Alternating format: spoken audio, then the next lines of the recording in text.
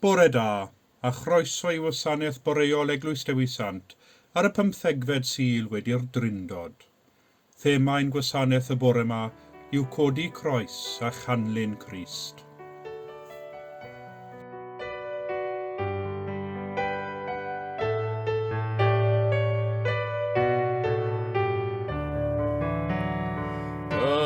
Gariadus ysbryd fo ynom am danom. Gariadus ysbryd poeni o arglwydd. Gariadus ysbryd rhyfeddod parod ni'n gwarchod. Gariadus ysbryd poeni o arglwydd. Gariadus ysbryd byw hanu dal ni echanu. Gariadus ysbryd poeni o arglwydd.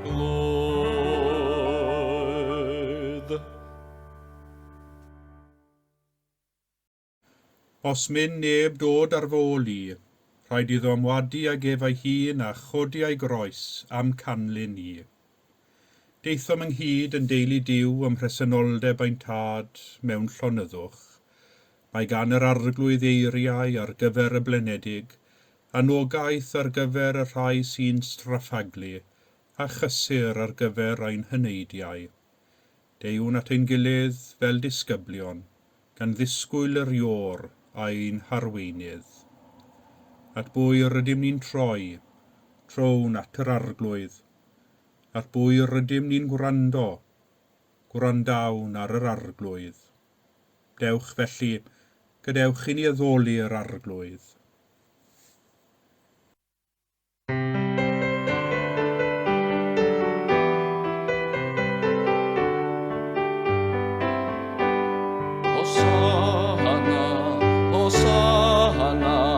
Hosanna i'r gorych a fyw. Hosanna, Hosanna, Hosanna i'r gorych a ddiw. Arglwydd donker dy fron, a'r colonnau ar dan. Dyrchafedig wyt Ti o Dduw, Hosanna i'r gorych a fyw. Moliant fo I freninedd.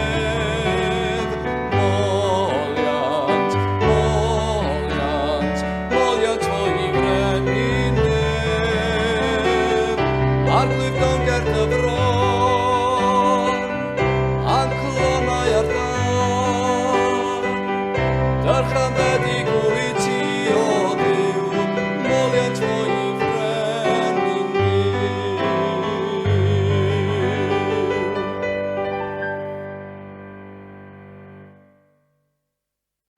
Wedi dyrchafu ein colonnau at ein tad nefol mewn mawl, gofynnwn am ei faddeuant. Arglwydd yw, pan byddwn yn troi ffwrdd oddi wrth I Ti, ac yn mynd ein ffordd ein hunain, maddau ni, a thro ni yn ôl at a Ti. Pan fydd y ffordd ymlaen yn aneglur, pan fydd popeth yn teimlo yn ormod, a ninnau yn troi ein cefnau arna Ti, maddau ni, a thro ni yn ôl at a Ti. Pan fyddwn yn gwneud penderfyniadau anghywir a'n gweithredoedd yn brifo eraill, maddau ni, a thro ni yn ôl at a Ti. Pan byddwn eisiau rhoi'r gorau iddi am fod popeth yn rhy anodd, maddau ni, a thro ni yn ôl at a Ti. Pan fyddwn yn methu gweld ymhellach na ni ein hunain ac yn ymddwyn yn hunanol, maddau ni, a thro ni yn ôl at a Ti.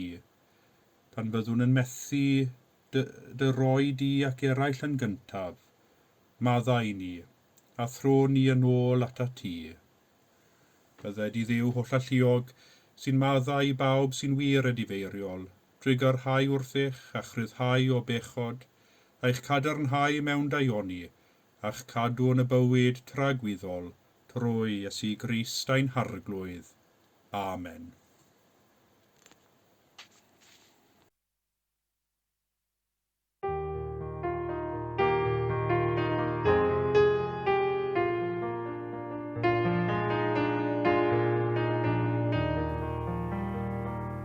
Dyw faddau o fi yn enw Crist, cefais fywyd llawn yn enw Crist, ac yn enw Crist o ddatoch fi, i rannu'r cariad estynnodd i mi, meddai'r rhofais unau yn y rhad, roddwch fi.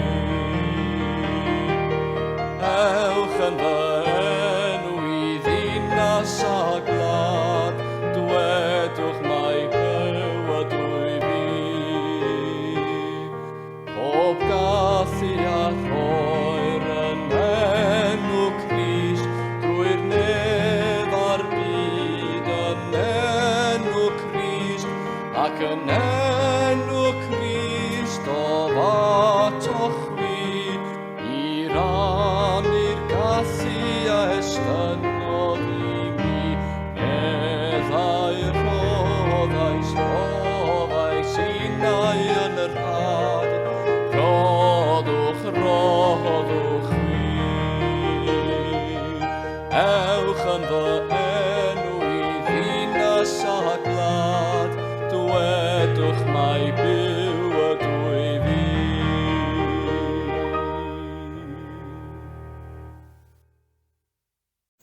Y colect ar gyfer y 15fed Sul wedi'r Drindod. Gweddiwn.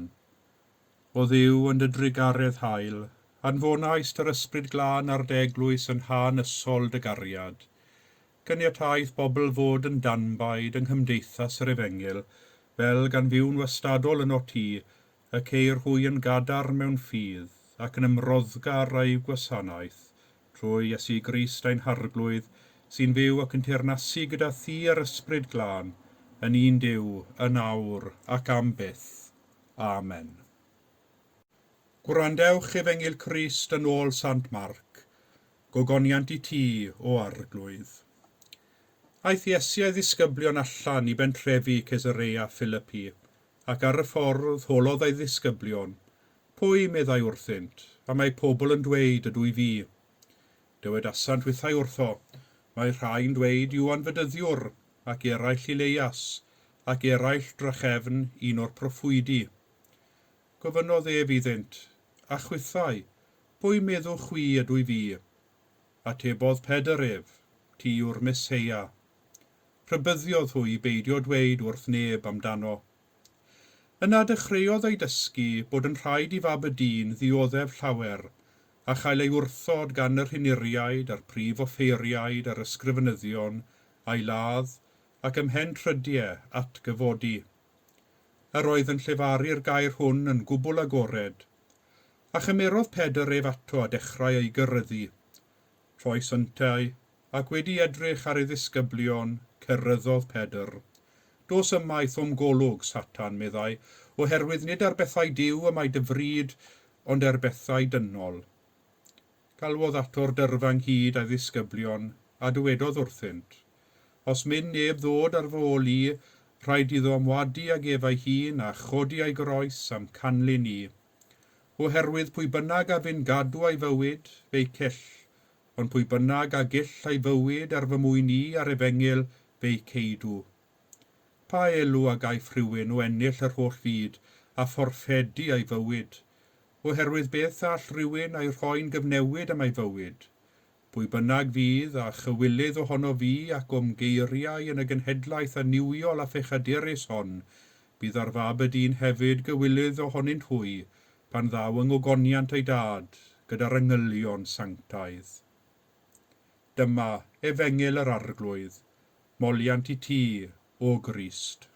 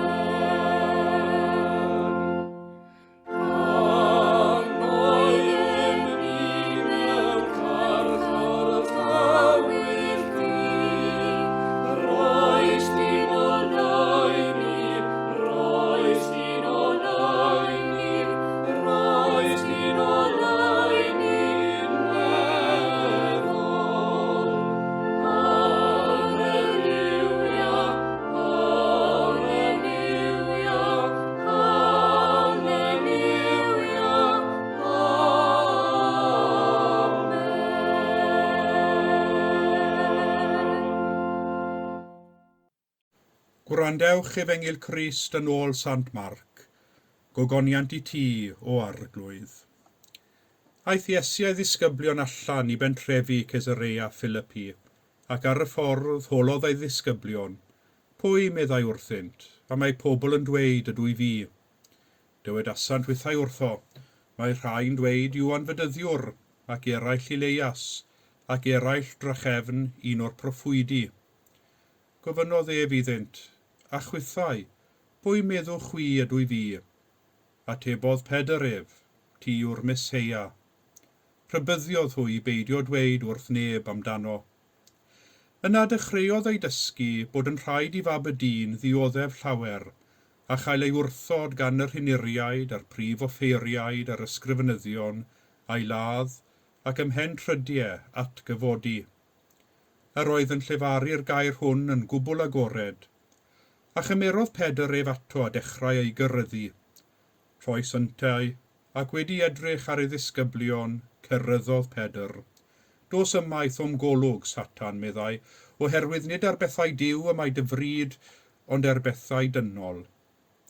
Galwodd ato'r dyrfa ynghyd a'i ddisgyblion, a dywedodd wrthynt. Os mynd neb ddod ar fy ôl I, rhaid iddo ymwadu ag efau hun a chodi ei groes am canlyn I. Oherwydd pwy bynnag a fy'n gadw ei fywyd, fe'i cyll, ond pwy bynnag a gill ei fywyd ar fy mwyn I ar Efengil, fe'i ceidw. Pa elw a gaiff rhywun o ennill yr holl fyd a phorffedi ei fywyd, oherwydd beth all rhywun ei rhoi'n gyfnewid am ei fywyd. Pwy bynnag fydd a chywilydd ohono fi ac o'm geiriau yn y genhedlaeth aniwiol a phechadurus hon, bydd ar fab y dyn hefyd gywilydd ohonynt hwy, pan ddaw yng ngogoniant ei dad, gyda'r yngylion sanctaidd. Dyma Efengil yr arglwydd, moliant I ti, o Grist.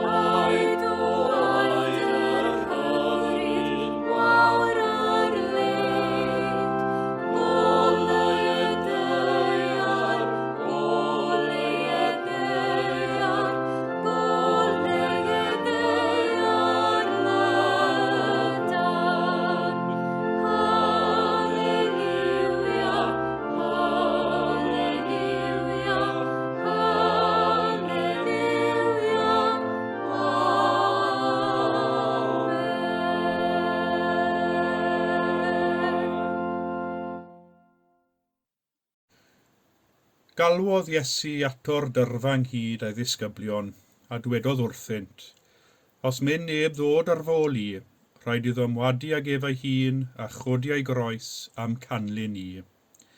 Y bedwaredd adnod ar 10 o'r 8fed bennod o'r Efengil yn ôl Sant Marc. Cario ei groes, dyna'r alwad sydd ar bob Cristion, cario'r groes a dilyn Iesu pob dydd o'n bywydau yw ein gwaith fel Cristionogion. A mae'r groes, 2 ddarn o bren wedi ei gosod ynghyd, yn gynolog un ffydd. Pan welwn ni'r groes, ni allwn o'n meddwl am y ffydd Cristionogol ac am Iesu Grist. Dyma'r arwydd sydd yn ein diffinio, ac wrth yr arwydd hwn y cawn ein hadnabod. Pan gerddwn ni mewn I eglwys, pa'n bynnag eglwys, ni fydd hi'n cymryd yn hir I ni weld croes, a hynny mewn lle amlwg iawn, naill llai ar yr allor, neu ar y wal, neu ar y groglen yn hongian o'r pulpit. Os welwn ni groes ar glawr llyfr, fe allwn ni fod yn weddol sicr fod y llyfr hwnnw yn llyfr Cristionogol ei gynnwys, efallai'r Beibl, neu'r llyfr gweddi, neu lyfr ymynau. Yn ymlach na pheidio, bydd hefyd croesau i'w gweld tu allan i'r adeilad mewn rhywle amlwg i bawb cael gweld. Mae'r groes yn arwydd i bawb bod adeilad yn lle Cristionogol. Ydych chi eriod wedi cerdded i mewn i Eglwys a dechrau cyfrif y nifer o groesau allwch chi ei weld? Byddwch chi'n colli cwnt o fewn dim. Ydych chi erioed wedi ceisio cyfrif y nifer o croesau allwch chi weld yn Eglwys Dewi Sant? Wrth edrych a dechrau cyfrif, byddwch chi'n synnu gweld cynifer, ac mae angen craffu'n ofalus i weld ambell un. Mae'n bwysig cofio hefyd bod mwy nag un math o groes. Mae'r croes blaen Rhufeinig a welwn ar yr allor, mae'r groes Geltaidd a'i phatrymau clymog a phrydferth. Yn Eglwys Dewi Sant fe welwch chi ambell groes Sant Andreas sydd ar ffurf y llythyren X. Mae croes Dewi Sant i'w chael hefyd, ac mae'n ymddangos ar garreg hynafol yn Llanddewi Brefi, lle mae'r groes yn edrych yn dibycach i ddyn yn cerdded. Mae'n groes unigryw a thrawiadol iawn. Ond nid mewn eglwysi a mannau Cristionogol yn unig y gwelwn ni groesau. Fe welwn ni'r groes yn cael ei gwisgo fel darn o emwaith a phamlau. Efallai bod â chi ambell groes yn y tŷ, efallai croes palmwydd ar sil y blodau. Efallai am fy mod i'n ffeirad, mae gennym dipyn o gasgliad ohonyn nhw yn y tŷ. Ni ddylai fod gennym gywilydd o'r groes, wedi'r cyfan, a mae popeth a gredwn ni am Dduw ac am yr hyn a wnaeth Iesu drosom ni i gyd yn cael ei grynhoi yn y groes.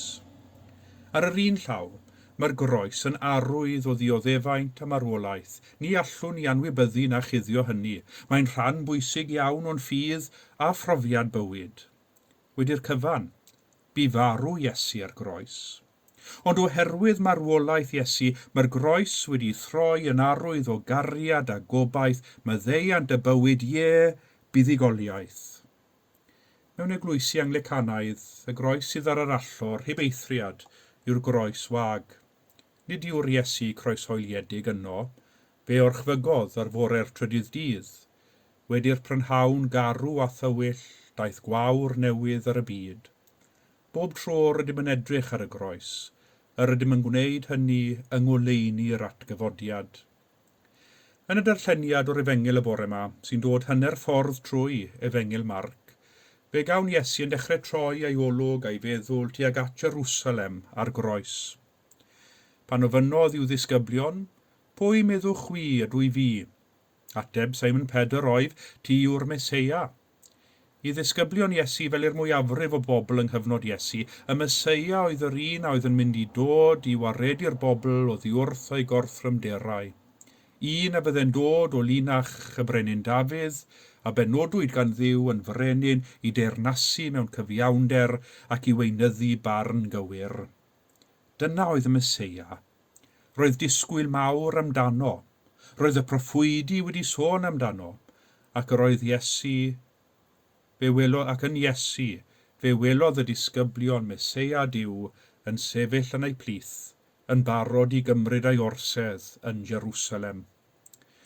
Ond wedi iddynt ei gydnabod yn Meseia, aeth Iesu ymlaen i'w dysgu am natur ei frenhiniaeth. Nid croeso mawr oedd yn ei ddisgwyl yn Jerusalem fel tybiau ddisgyblion, ond gwaradwydd, ac yn y diwedd bydde'n cael ei wrthod gan yr hiniriaid a'r prif offeiriaid a'r ysgrifenyddion a'i ladd ac ymhen trydiau atgyfodi. Wrth deithio i Jerusalem yr oedd Iesu'n ymwybodol iawn, mae teithio yr ydoedd ar hyd ffordd a fydde'n arwain at y groes. Doedd hyn ddim yn plesio Pedr o gwbl. Nid dyma math o Feseia roedd am i Iesu fod, nid oedd Iesu ei Feseia ef i farw ar groesbren, wedi'r gwbl pwy glywodd am Feseia'n dioddef. Edrych am y fuddugoliaeth heb ddioddefaint oedd Pedr, ac felly dechreuodd gyrryddu Iesu. Ond oedd Pedr, na chwaith gweddill y disgyblion, yn deall hyn. Roedd ei bryd ar bethau dynol, ac nid ar bethau Duw. Roeddent am weld Iesu'n teyrnasu, roeddent am weld Iesu yn cymryd ei orsedd, ac wrth reswm, roedden nhw ddim am weld Iesu'n dioddef. Ond y gwas dioddefus oedd Iesu, fel y soniodd Eseia amdano yn y darlleniad o'r Hen Testament. Y gwas dioddefus a fydde'n rhoi ei gefn i'r curwyr, a fydde'n dioddef dirmig a gwawd, ond y byddai Duw yn ei gynnal trwy'r cyfan. Gweithaf yr holl waradwydd, nid oedd Duw yn mynd i droi ei gefn arno, a'r unig ffordd yr oedd Iesu'n mynd i newid cylonnau pobl, oedd trwy wynebu ei dirmig a'i gwawd. Nid dod i deyrnasu trwy ormes a grym a wnaeth Iesu, ond i deyrnasu trwy gariad. Cariad oedd yn barod i fynd i'r eithaf, cariad a oedd yn barod i fynd i'r groes dros y ddynoliaeth gyfan. Y groes sy'n troi i gwerthoedd y byd ben i weired, yn herio grym a chysineb y ddynoliaeth a chariad y maddeuant Duw, oherwydd bu farw Iesu, yr un di-eog dros yr eog. Dyna sy'n rhoi grym i'r groes, sy'n gwneud y groes mor ganolog i'n ffydd ni. Ond fe aeth Iesu un cam ymhellach eto. Wedi rhagfynegu ei farwolaeth ei hun ar groes, fe ddywedodd rhywbeth hollol annisgwyl. Nid rhywbeth i syllu a rhyfeddu arni yw'r groes yn unig, nid arwydd i arddangos yw'r groes na chwaith i'w gwisgo'n unig. Nid arwydd i ymddiried yn ddon unig yw'r groes chwaith. Dywedodd Iesu, os mynd neb ddod ar fôl i, rhaid iddo ymwadu ag efau hun a chodi ei groes am canlyn i. Codi, cario'n croes, a chanlyn Iesu yw ein galwad. Ond beth mae hynny'n ei olygu ni o ddydd i ddydd tybed? Dyna'r cwestiwn am yr darlleniad yn gofyn ohonom ni heddiw. Ar yr un llaw mae'n golygu cadw Iesu a'i waith ar y groes yn blaenllaw yn ein meddyliau, i fyw fel ei ddisgyblion yn y byd heddiw, a hynny'n ddi-ofn. Ac mae hynny'n golygu elfen o hunan ymwadiad ac aberth ar ein rhan, a dydy hynny ddim yn hawdd. Ar y degau y mae'r groes yn gallu teimlo'n anghyffyrddus a thrwm ar ein hysgwyddau.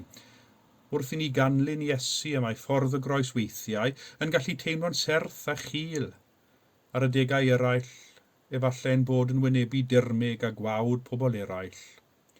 Ond yr hyn sy'n bwysig i ni gofio, mae wrth godi'r groes a chanlyn Iesu dydd ar ôl dydd, yr ydym yn dilyn ffordd cariad. Wrth gario'r groes yr ydym yn herio hunanoldeb, trachwant a chysineb y byd, oherwydd mae'r groes yn mynnu ein bod yn gosod cariad yn gyntaf yn ein hymwneud ag eraill, ac yn ein hymroddiad i eraill, byddew nhw hyd i fywyd. Nid arwydd i addurno eglwysi yw'r groes, nid arwydd i wisgo'n unig ydyw chwaith, ond ffordd o fyw. Wrth i ni godi ein croes a chanlyn Iesu, gweithaf gwawd y byd, yr ydym yn sicrhau bod cariad Duw ar waith yn newid bywydau. Amen. Dywedwn gyda'n gilydd y credo. Ar wyf yn credu ac yn ymddiried yn i'w dad a greodd bopeth sydd, ar wyf yn credu ac yn ymddiried yn ei fab Iesu Grist a brynodd ddynol ryw, ar wyf yn credu ac yn ymddiried yn ei ysbryd glân sy'n rhoi bywyd i bobl Dduw, ar wyf yn credu ac yn ymddiried yn un Duw, dad, mab ac ysbryd glân. Amen.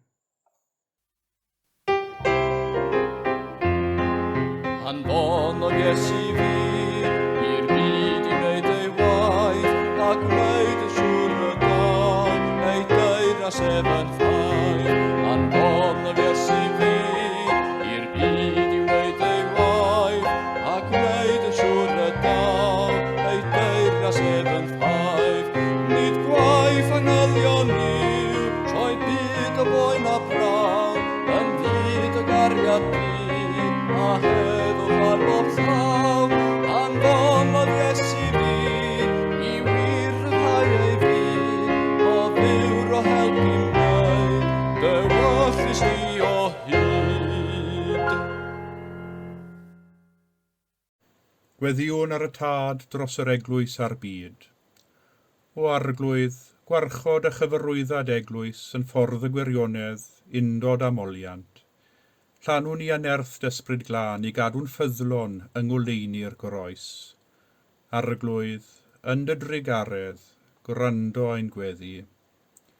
Dyfnha ein hymwybyddiaeth o undod y teulu dynol, caniatáu ni ac i'r holl bobl fyw ynghyd mewn cyfiawnder a heddwch a chyd ymddirieddaeth. Arglwydd, yn dy drigaredd, gwrando ein gweddi. Glanha rhagfarn a hunanoldeb o'n colonnau, ac ysbrydola ni niwynu ac i sychedu am yr hyn sy'n iawn a theg. Arglwydd, yn dy drigaredd, gwrando ein gweddi.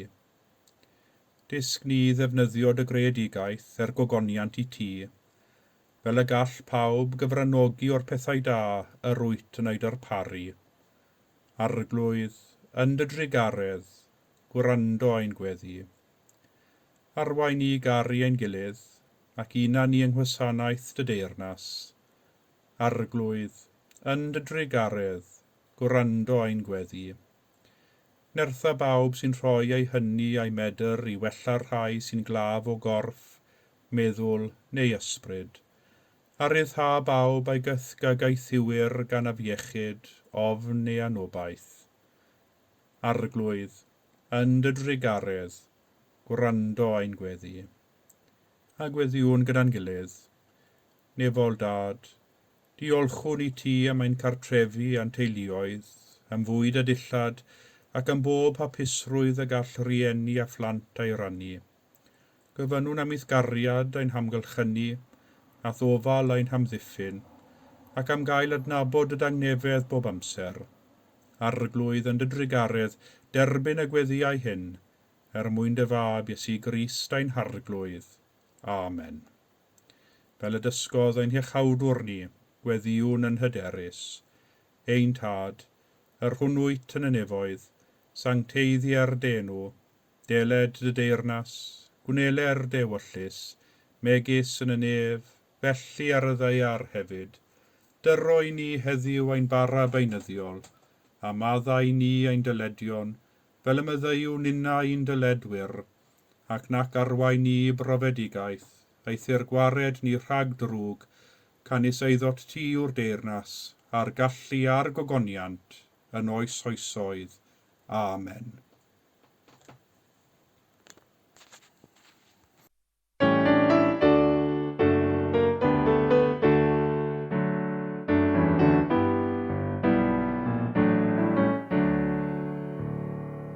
Sicrwydd bendigaid Iesu yn rhan, hyn ydyw ernest nefyn y man, a'r iachawdwriau pryniant a wnaed, ganed o'r ysbryd golchwyd a'i waed. Dyma fy stori, dyma fy nghan, canol fy nghaedwad, hawddgar a glan. Dyma fy stori, dyma fy nghan, canol fy nghaedwad, hawddgar a glan.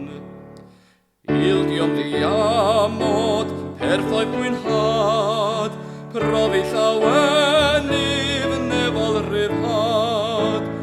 Engil yn disgyn, dygant i'n cliw, adlais trigaredd, cariad fy nyw. Dyma fy stori, dyma fy nghan, canol fy nghaedwad, hawddgar a glan. Dyma fy stori, dyma fy nghan, canol fy nghaedwad, hawddgar a glan. Ildiom ddiamod, dyma fy hef, allwe fy nghysur Iesu a'i medd. Aros a disgwyl bob dydd, lloni yng nghariad ar gwyb y ffydd. Dyma fy stori, dyma fy nghan, canol fy nghaedwad, hawddgar a glan. Dyma fy stori, dyma fy nghan, canol fy nghaedwad, hawddgar a glan.